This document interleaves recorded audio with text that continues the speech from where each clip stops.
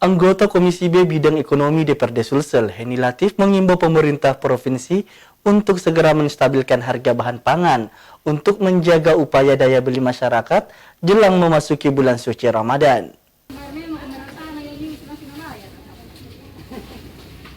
Lonjakan harga beras komoditas sembako membuat warga resah, terlebih saat ini sudah mendekati bulan Ramadan. Kebutuhan akan bahan pokok saat Ramadan pastinya akan meningkat yang dapat memicu semakin naiknya harga sembako.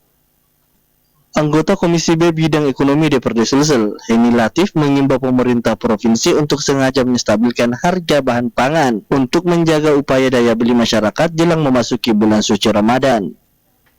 Heni mengaku sebagai rakyat Sulsel cukup prihatin terlihat sejumlah komoditas bahan pokok yang masih mengalami kenaikan. Apalagi sejak pemerintah juga menaikkan harga bahan bakar minyak akan terus berdampak bagi masyarakat ekonomi ke bawah.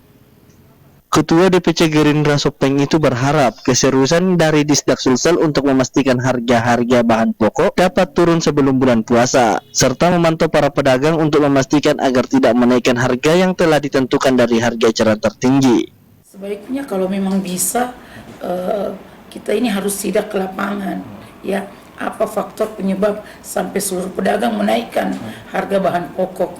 Sementara kita melihat persis bahwa kesian masyarakat yang ekonomi ke bawah itu, mereka juga kan pasti merasa sulit ya untuk menjangkau bahan-bahan kebutuhan yang harus mereka konsumsi, apalagi termasuk beras ya, beras juga itu sudah melonjak ya, naik ya, dari harga 7 ribuan sekarang sampai 11-12 ribu ya begitu.